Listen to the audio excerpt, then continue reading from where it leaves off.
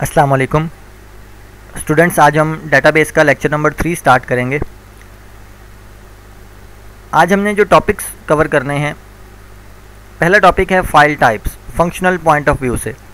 कल हमने जो टॉपिक देखा था उसमें हमने फाइल टाइप्स देखी थी यूजेज पॉइंट ऑफ व्यू से, मतलब इस्तेमाल करने के लिहाज से फ़ाइल्स को कितनी टाइप्स में डिवाइड किया गया है। आज हमने देखना है कि फंक्शनैलिटी के लिहाज से फ़ाइल जो है वो कितनी टाइप्स की होती हैं। दूसरे नंबर पे हमने देखना है फ़ाइल ऑर्गेनाइजेशन, मतलब फ़ाइल्स को किसी भी स्टोरेज मीडिया के अंदर किस तरह से ऑर्गेनाइज़ किया जाता है, उसके कितने तरीके हैं किसी भी स्टोरेज मीडिया में फ़ाइल को ऑर्गेनाइज़ करने के। स्टार्ट करते हैं file types functional point of view से। फंक्शनल पॉइंट ऑफ व्यू से फ़ाइल जो हैं वो दो तरह की होती हैं, प्रोग्राम फाइल्स और डाटा फाइल्स। इनकी डिटेल में जाने से पहले हम देखते हैं कि फंक्शनल पॉइंट ऑफ व्यू का मतलब क्या है। फंक्शनल पॉइंट ऑफ व्यू का मतलब ये है कि हर फाइल का अपना कोई ना कोई फंक्शन होता है। जैसे कि कुछ फ़ाइल जो हैं वो ऑडियो फाइल्स होती हैं, कुछ वीडियो फाइल्स होती हैं, कुछ डॉक्यूमेंट फाइल्स होती हैं या टेक्स्ट फाइल्स होती हैं, कुछ इमेजेस की फ़ाइल्स होती हैं। तो इस तरह से हर फाइल का कोई ना कोई फंक्शन है। तो पॉइंट नंबर 1 देखें, the files are given proper names from functional point of view. Functional point of view के लिहाज से हर फाइल को एक प्रॉपर नाम दिया जाता है और उसके नाम से ही हमें पता लग जाता है कि इस फाइल का फंक्शन क्या होगा। कैसे पता लगता है? देखें, it consist of file name and file extension. Her file का जो नाम होता है वो दो हिस्सों पर मुश्तमिल होता है, file name and file extension. Second point देखें, the name and extension of file is separated by dot. और ये दोनों जो हिस्से होते हैं, किसी भी फाइल का जो नाम होता है उसके जो दो हिस्से होते हैं उनको डॉट के साथ सेपरेट किया जाता है। The extension is normally assigned by the software in which the file is created. देखिए, फाइल के नाम का जो पहला हिस्सा है वो तो हम खुद असाइन करते हैं, मतलब फ़ाइल का आप कोई भी नाम रख सकते हैं। और जो दूसरा हिस्सा है यानी कि जो डॉट के बाद आता है वो सॉफ्टवेयर की तरफ से असाइन किया जाता है। मतलब अगर कोई फ़ाइल जो है वो MS वर्ड में बनाई गई है तो उसकी एक्सटेंशन जो है वो .doc होगी। इसी तरह से अगर कोई फ़ाइल किसी भी सॉफ्टवेयर में बनाई गई है तो उसके मुताबिक ही उसकी एक्सटेंशन होगी। फॉर एग्जांपल, अगर कोई फ़ाइल नोटपैड में बनाई गई है तो नोटपैड में बनाई गई फ़ाइल जो है उसकी एक्सटेंशन जो है वो .txt होती है। तो इस तरह से हर फाइल की डिफरेंट एक्सटेंशन है। तो एक्सटेंशन देख के ही हमें पता लग जाता है कि इस फाइल की फंक्शनैलिटी क्या होगी। इसी तरह से एक और एग्जांपल कि जैसे ऑडियो फाइल्स होती हैं उनकी एक्सटेंशन जो है वो .mp3 होती है।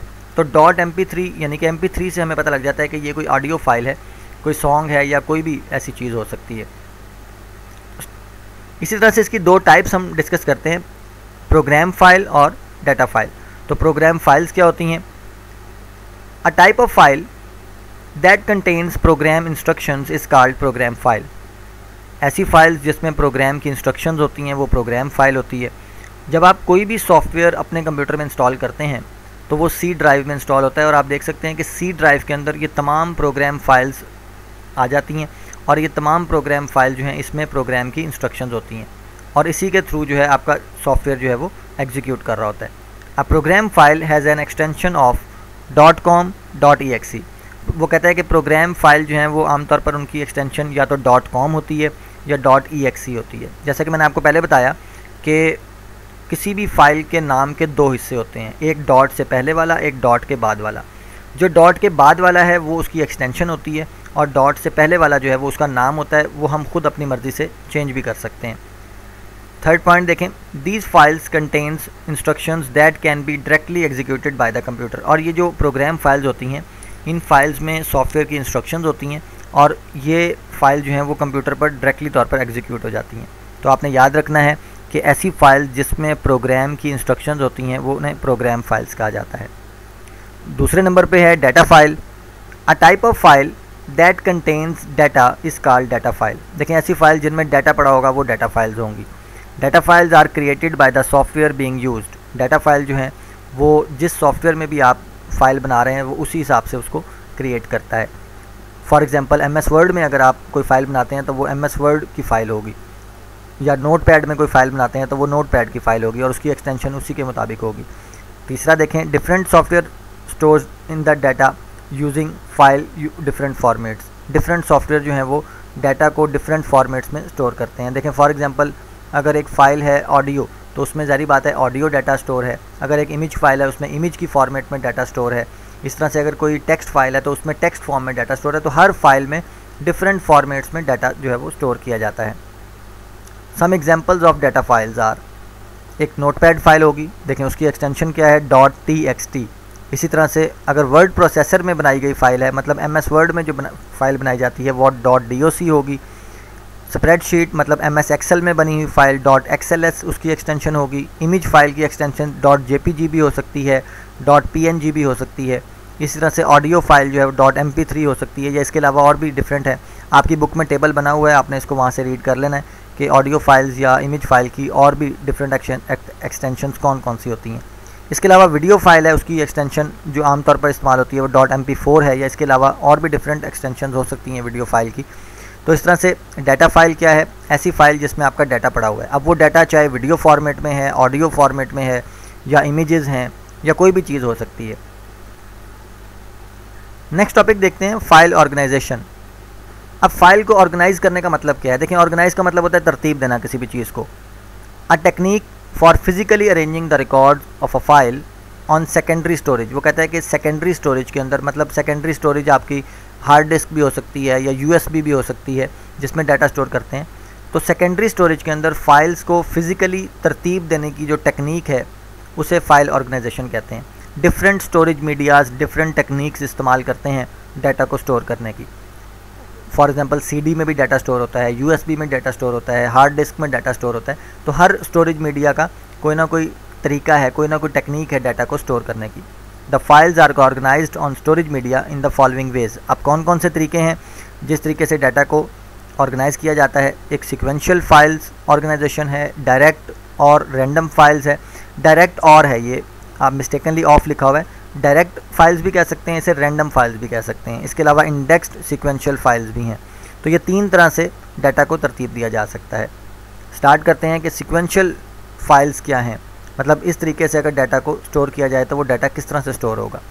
The records in sequential file organization are stored in sequence. देखें, इस तरीके से डाटा जो है वो सीक्वेंस के साथ, जैसे कि उसके नाम से पता लग रहा है कि डाटा को सीक्वेंस के साथ स्टोर किया जाता है, मतलब जो फाइल्स होंगी वो तरतीब के साथ स्टोर होंगी। सेकंड पॉइंट देखें, a sequence means the record are stored one after another. Sequence का मतलब ये है कि पहले एक फ़ाइल आ गई, फिर उसके बाद दूसरी, फिर तीसरी, फिर चौथी, इस तरह से तरतीब के साथ फाइल जो है वो स्टोर होती हैं।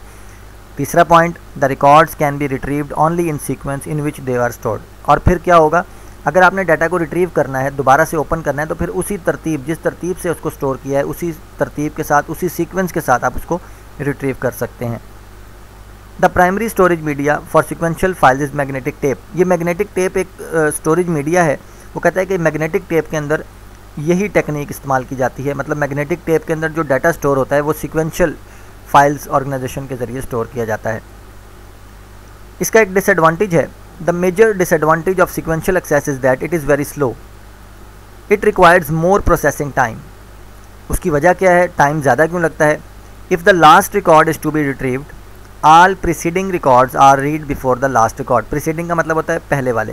देखिए, वो कहता है कि अगर इसमें ये होता है कि तरतीब के साथ ही हम डाटा को स्टोर करते हैं और तरतीब के साथ ही डाटा को एक्सेस करते हैं, तो इसका नुकसान ये होता है कि अगर आपने लास्ट रिकॉर्ड को जो है ओपन करना है या रिट्रीव करना है, तो आपको उससे पहले आने वाले तमाम रिकॉर्ड से गुजर के जाना पड़ेगा, मतलब तमाम रिकॉर्ड्स को भी एक्सेस करना पड़ेगा। मतलब अगर आपने 5वां रिकॉर्ड एक्सेस करना है तो उससे पहले आपको 1, 2, 3, 4 ये चारों रिकॉर्ड्स भी एक्सेस करने पड़ेंगे, फिर आप 5वें रिकॉर्ड तक पहुंचेंगे, क्योंकि सीक्वेंस के साथ ही आपने उसको रिट्रीव करना है। आप ऐसा नहीं हो सकता कि आप डायरेक्टली तौर पर 5वां रिकॉर्ड जो है वो एक्सेस कर लें, तो आपको 1, 2, 3, 4 के बाद 5 पर जाना पड़ेगा। यही इसका डिसएडवांटेज है, जिसकी वजह से ये जो ऑर्गेनाइजेशन है ये थोड़ा स्लो है। नेक्स्ट देखें, डायरेक्ट और random files. The records in direct file organization are not stored in a particular sequence. देखिए, वो कहता है इसमें कोई सीक्वेंस नहीं होता, कोई तरतीब नहीं है। A key value is use to determine the location to store the record. इसमें एक की वैल्यू इस्तेमाल की जाती है। की वैल्यू का मतलब आप कह सकते हैं कि एक एड्रेस यूज़ किया जाता है किसी भी रिकॉर्ड को फाइंड करने के लिए। अगर तो रिकॉर्ड जैसे हमने सीक्वेंशियल पढ़ा, उसमें तरतीब के साथ पढ़ा हुआ है, तो उसमें कोई की वैल्यू की ज़रूरत नहीं है। तरतीब के साथ रिकॉर्ड पढ़ा है और उसको तरतीब के साथ ही एक्सेस करना है। लेकिन यहाँ पर क्योंकि तरतीब के साथ नहीं पढ़ा होता, तो हर रिकॉर्ड को कोई ना कोई एड्रेस दे दिया जाता है और फिर जब उसको एक्सेस करना होता है तो उसी एड्रेस से उसको एक्सेस किया जा सकता है। Each record is directly accessed without going the preceding record. देखें अब इसका फ़ायदा क्या हो गया कि आप किसी भी रिकॉर्ड को किसी भी टाइम एक्सेस कर सकते हैं। फॉर एग्जांपल रिकॉर्ड नंबर 15 आपको एक्सेस करना है तो आप डायरेक्टली तौर पर उस रिकॉर्ड को एक्सेस कर सकते हैं। इस तरह से रिकॉर्ड नंबर, अगर आपने फाइल नंबर 20 को या 25 को एक्सेस करना है तो इसका ये मतलब नहीं है कि 25 को एक्सेस करने से पहले आपको 1 से लेकर 24 तक तमाम रिकॉर्ड्स एक्सेस करने पड़ेंगे। आप डायरेक्टली तौर पर किसी भी रिकॉर्ड को या किसी भी फाइल को डायरेक्टली तौर पर भी एक्सेस कर सकते हैं। यही सीक्वेंशियल फाइल और डायरेक्ट रैंडम फाइल में डिफरेंस है। This file is suitable for storing data on disk. Hard disk के अंदर डाटा को स्टोर करने के लिए यही तरीका इस्तेमाल किया जाता है। Direct file organization is much faster than sequential file. और ये हमने जैसे कि पढ़ा है कि सीक्वेंशियल फाइल में क्योंकि तरतीब के साथ डाटा स्टोर होना है, तरतीब के साथ ही एक्सेस होना है, तो ये तरीका जो डायरेक्ट वाला है ये ज़्यादा बेस्ट है, ज़्यादा फास्ट तरीका है किसी भी रिकॉर्ड को फाइंड करने का, क्योंकि आप डायरेक्टली तौर पर किसी भी रिकॉर्ड को एक्सेस कर सकते हैं। A problem that occurs in this type of file is called synonym. इसमें भी एक प्रॉब्लम बाज़-औक़ात आ जाती है, इस प्रॉब्लम को कहते हैं साइनोनियम। प्रॉब्लम क्या है? The problem occurs if the same name is calculated to store 2 और मोर रिकॉर्ड। वो कहता है कि अगर आपने 2 या रिकॉर्ड या 2 से ज़्यादा रिकॉर्ड सेव किए हैं, अगर गलती से उन तमाम रिकॉर्ड्स को सेम की वैल्यू दे दी जाए या सेम एड्रेस दे दिया जाए या सेम नेम दे दिया जाए तो उस सूरत में एक्सेस करने में प्रॉब्लम हो सकती है, क्योंकि हमने एड्रेस के ज़रिए ही तो तमाम फाइल्स को एक्सेस करना है। और अगर 3 फाइल्स हैं, तीनों का सेम एड्रेस हो गया तो तीनों, अगर हम किसी भी फाइल को एक्सेस करना चाहते हैं तो वो तीनों ही एक्सेस होकर आ जाएंगी, क्योंकि तीनों का नाम सेम होगा या एड्रेस सेम होगा। तो ये प्रॉब्लम बाज़-औक़ात आ जाता है कि अगर डिफरेंट फाइल्स को सेम नेम दे दिया है तो उस सूरत में एक प्रॉब्लम आ जाता है साइनोनियम, जो कि डायरेक्ट और रैंडम फाइल एक्सेस में ही आता है। उसके बाद तीसरे नंबर पे है इंडेक्स सीक्वेंशियल फाइल्स। देखिए, in index sequential file organization records are stored in ascending और डिसेंडिंग ऑर्डर। अब देखें, इसमें वो तरतीब के साथ डाटा को स्टोर करता है, मतलब या तो असेंडिंग ऑर्डर में, मतलब असेंडिंग ऑर्डर मतलब ये होता है कि कम से ज़्यादा की तरफ, या डिसेंडिंग ऑर्डर में या ज़्यादा से कम की तरफ। मतलब फाइल नंबर 1 2 3 4 5 6 ये असेंडिंग ऑर्डर हो गया, या फाइल नंबर 10 9 8 7 या इस तरह से वो स्टोर करता है। लेकिन इसमें तरतीब के साथ साथ, ये वही पहले तरीके की तरह है जैसे वो सीक्वेंस के साथ स्टोर करता है, लेकिन इसमें तरतीब के साथ साथ की वैल्यूज़ भी इस्तेमाल की जाती हैं। सेकंड पॉइंट देखें, the order is based on a value called की। लेकिन इसमें भी कीज़ इस्तेमाल की जाती हैं ताकि डायरेक्टली तौर पर भी किसी रिकॉर्ड को फाइंड किया जा सके। Additionally index file organization maintain an index in a file. अब कहता है कि इसमें एक इजाफी चीज़ ये है कि इस तरीके में एक इंडेक्स भी ऑर्गेनाइज़ किया जाता है। इंडेक्स सेम ऐसे ही है जैसे आपकी बुक के स्टार्ट के अंदर टेबल ऑफ कंटेंट दिया जाता है, ताकि आप किसी भी चैप्टर को या किसी भी टॉपिक को डायरेक्टली तौर पर एक्सेस कर सकें, आसानी के साथ ढूंढ सकें। तो ये वही बात है कि इस तरीके में भी एक इंडेक्स इस्तेमाल किया जाता है ताकि आप आसानी के साथ किसी भी रिकॉर्ड को फाइंड कर सकें। अब इसमें इंडेक्स के बारे में वो बता रहा है, पॉइंट नंबर 4 देखें। An index consist of a key value. Index में 2 चीज़ें होती हैं, एक तो की वैल्यू होती है, मतलब उस रिकॉर्ड को कोई ना कोई वैल्यू दे दी जाती है।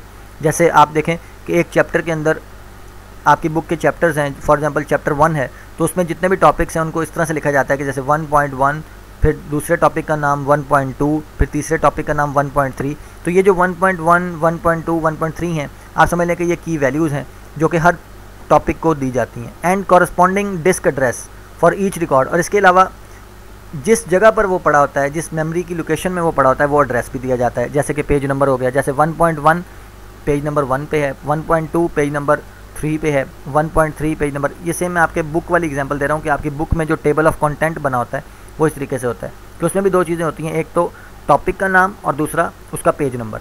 तो इंडेक्स में भी सेम 2 चीज़ें होती हैं, एक की वैल्यू होती है और एक कॉरस्पॉन्डिंग डिस्क एड्रेस होता है, ताकि उस रिकॉर्ड को आसानी के साथ सर्च किया जा सके। इसकी सेकेंड लाइन देखें, index refers to a place on a disk where a record is stored. अब इंडेक्स जो है, जो कि 2 हिस्सों पर मुश्तमिल होता है, की वैल्यूज़ और एड्रेस पर, उससे हमें आसानी से पता लग जाता है कि ये जो रिकॉर्ड है या ये जो फाइल है ये डिस्क में किस जगह पर पड़ी हुई है। The index file is updated when ever a record is added और डिलीटेड फ्रॉम द फाइल।